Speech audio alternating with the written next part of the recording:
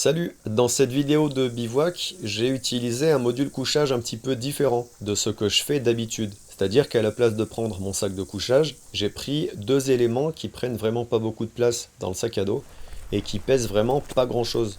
Ces deux éléments, c'est un drap de sac et un sursac. Donc dans cette vidéo, je vais détailler un petit peu les éléments qui composaient mon module couchage. Alors c'est pas un truc qui va révolutionner le monde et votre façon de voir le bivouac, hein. Non, non, loin de là. Mais puisque ça m'a été utile, alors je me suis dit que ça pouvait être toujours sympa à partager avec vous. Demain.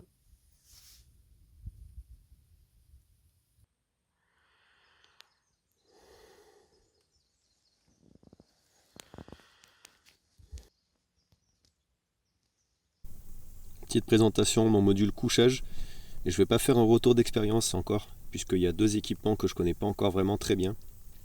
Le réacteur extrême de Sea2 Summit et le Fiol XL de Hammock. Mon tapis de sol, c'est la All Weather Blanket de Grabber. Un peu courte, parce que je suis obligé de me mettre en diagonale du coup. Et c'est pas évident pour protéger le matelas gonflable correctement. Ce matin, le sol était vraiment très humide. Enfin, hier soir d'ailleurs, quand je me suis couché, c'était vraiment très humide. Donc je voulais vraiment protéger mes équipements au maximum. D'où l'intérêt de mettre la All Weather Blanket en tapis de sol. En matelas maintenant, j'avais donc le Hammock Fiol XL, donc qui fait 2,20 m en longueur, 63 cm en largeur et 9 cm d'épaisseur. Donc un matelas très confortable. Ça à la base c'est le matelas gonflable qui est prévu pour leur hamac, le hamac Drummer, le Drummer 3.0 XL je crois. Donc le bon vieux sursac SOL BV Escape que j'apprécie beaucoup, zéro condensation à chaque bivouac. Alors il protège pas aussi bien qu'un sac de couchage mais l'été quand il fait très chaud, il me suffit.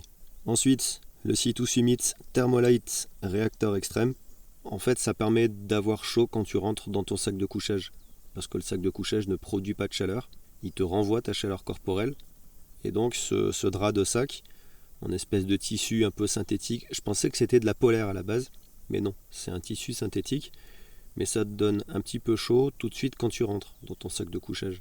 Après, il te rajoute pas énormément de chaleur, mais cette nuit, j'ai pas eu froid en utilisant uniquement ces deux sacs. Le seul moment où j'ai eu froid, c'était aux jambes, puisque pendant la nuit, je portais une doudoune sans manches, une doudoune fort classe, avec mon t-shirt à manches longues en laine mérinos, fort classe aussi, donc j'ai pas eu froid en haut. Aux pieds, chaussettes en laine, donc pareil, j'ai pas eu froid. Non, j'ai juste eu froid aux jambes, puisque j'ai dormi en slip pendant la nuit. Du coup, ce que j'ai fait, c'est que j'ai remis mon pantalon, je me suis recouché, et là, pas froid du tout. Donc une bonne nuit. J'avais pas la température, puisque j'ai pas pensé à prendre mon thermomètre. Et puis là, dans la petite housse, ici, l'oreiller Quechua de base, qui est suffisamment solide et confortable pour pas avoir envie de passer sur un autre oreiller.